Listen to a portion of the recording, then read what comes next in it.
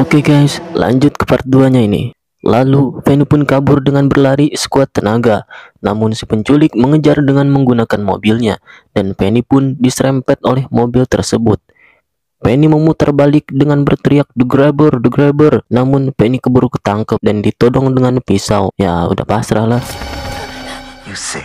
Lalu Penny pun dibawa kembali ke tempat kurungannya. Lalu tiba-tiba Penny mendapat telepon ya biasa dari arwah lagi. Dan arwah tersebut pun memberitahukan bahwa inilah saatnya akhir dari mimpi buruk si Penny. Dan Penny pun apal dengan suara itu. Ternyata suara itu adalah Hooper, yang dulunya pernah membuat Penny takut. You're Vance Hopper. I remember you. You should scare me. Dan kita diperlihatkan mimpi Gwen, yang mana kejadian tadi akan berhubungan dengan scene ini. Ternyata scene ini menceritakan Hooper yang sedang bermain permainan. Lalu ada seseorang yang tak sengaja menyenggol permainan tersebut, yang membuat Hooper marah dan menghabisi kedua orang tersebut. Dan tampak Penny juga ada di situ, yang membuat Penny ketakutan. Dan Hooper menulis nomor di salah satu tangan lawannya itu. Lalu Hooper dibawa oleh polisi, dan dikarenakan ini mimpinya si Gwen, Gwen pun ada di situ, dan Gwen pun ikut masuk ke mobil bersama si Hooper. Dan di saat perjalanan, Hooper pun mendapat telepon, yang mana telepon tersebut berhubungan dengan si Penny yang mendapat telepon dari Hooper. Dan ketika sampai di tempat tujuan, Gwen pun melihat rumah si penculik dan ada tanda nomor ini yang percis digambar oleh si Hooper di lengan musuhnya. Dan Gwen pun terbangun dari mimpinya itu. Singkat cerita, Penny yang telah diberikan arahan oleh si Hooper untuk membobol dinding yang ada di sebelah WC, ia pun melaksanakannya.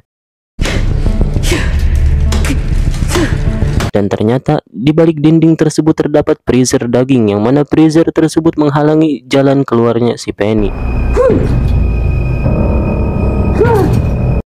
Dikarenakan usahanya sia-sia, Penny pun menangis. Mengset ini orang.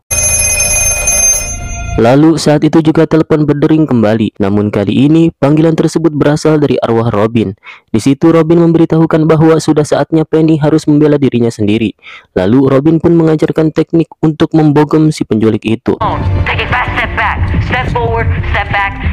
Dan menyuruh Penny untuk mengisi pasir di dalam telepon yang ia genggam, agar pukulannya semakin kuat dan terasa. Lalu Penny pun menurutinya dengan mengisinya menggunakan pasir. Lanjut ke Gwen yang sedang mencari rumah yang mirip dengan yang ada di mimpinya. Dan ketika Gwen sedang culak-cilek, tiba-tiba Gwen pun dikagetkan ruas dengan penampakan arwah-arwah korban penculikan. Dan ketika Gwen terjatuh, ternyata di sebelahnya terdapat rumah yang sama persis dengan rumah yang ada di dalam mimpinya. Bahkan tertera juga nomornya. Dan Gwen pun langsung segera pulang. Sampainya di rumah, Gwen pun langsung menghubungi detektif. Dan detektif itu pun langsung cabut. Lalu kita diperlihatkan Max yang tampak bingung melihat daerah peta, karena kok bisa penculiknya padahal ada di daerahnya, tapi kok gak ada tanda-tanda gitu, gak ada kecurigaan gitu. Dan Max pun curiga dengan ruangan bawah tanah saudaranya itu. Dan ketika Max membuka ruangan tersebut, wow, no fucking way. Max pun terkaget-kaget, terheran-heran, dan ia pun tidak menyangka bahwa saudaranya adalah penculik itu sendiri. Lalu di saat Max sedang berbacot ria, tiba-tiba dari belakang Max ternyata si penculik menyadari apa yang dilakukan oleh Max. Dan penculik itu pun langsung membogem kepala si Max menggunakan kampak. Trot. Dan Max pun disutdown oleh sutradara. Lalu detektif pun mendobrak pintu rumah tersebut karena udah gogorokan tapi gak ada yang nyaut. Lalu terjadilah pertarungan antara Penny dengan penculik. Satu serangan penculik ternyata meleset, terhindarkan oleh si Penny. Dan Penny pun berlari ke jebakan yang telah ia buat.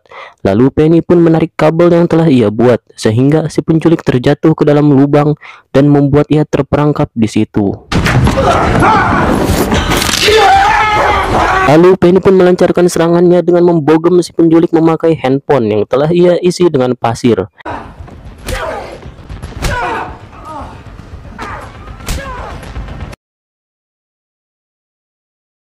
saat serangan selanjutnya, ternyata si penculik berhasil menangkap si Penny. Namun Penny tak sengaja melepaskan topeng si penculik, membuat si penculik itu sibuk menutupi mukanya, dikarenakan dia belum siap facecam.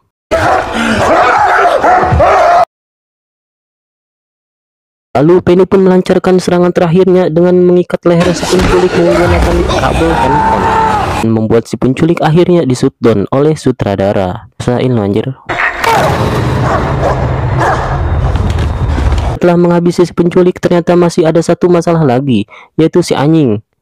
Ternyata si anjing itu menghalangi si Penny untuk keluar. Untungnya, Penny yang sudah membobol tembok yang di dalamnya berisi daging, lalu Penny pun memberi daging tersebut kepada si anjing. Dan akhirnya Penny pun terbebas dari si anjing. Di luar rumah, ternyata adiknya sedang menunggunya, dan Penny pun akhirnya bisa berkumpul dengan keluarganya kembali.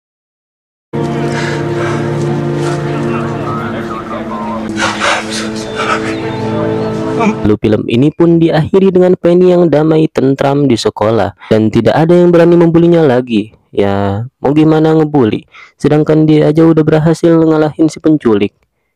Mau dibogem sama telepon. Hehehe. Yang ada kalau ngebully dia, bisa-bisa malah mereka yang kena shutdown sutradara. Anjay. Ya, sampai sini aja lah ya filmnya. Mohon maaf apabila ada salah-salah kata. Sejatinya kesalahan adalah pure dari kebodohan saya, dan benarnya saya adalah pure dari Allah Subhanahu wa Ta'ala. Anjay. Jangan lupa untuk subscribe channel ini. Semoga kalian rezekinya dilancarkan. Cus, anjay. Slabel. Kut.